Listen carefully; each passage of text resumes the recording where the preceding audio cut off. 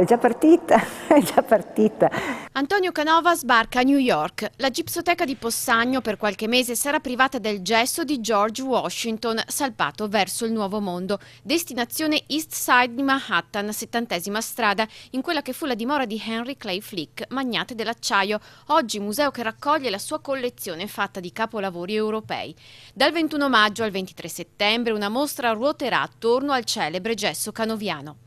È arrivato, è già posizionato in questo luogo mitico che è la Frick Collection. E che, ricordiamo, raccoglie parecchi capolavori. Direi che è un tempio dell'arte italiana meraviglioso. In mostra anche 4 bozzetti preparatori, disegni e incisioni. Era il 1816 quando il Parlamento della Carolina del Nord, su suggerimento di Thomas Jefferson, commissionava una statua di George Washington da collocare nella sala del Senato.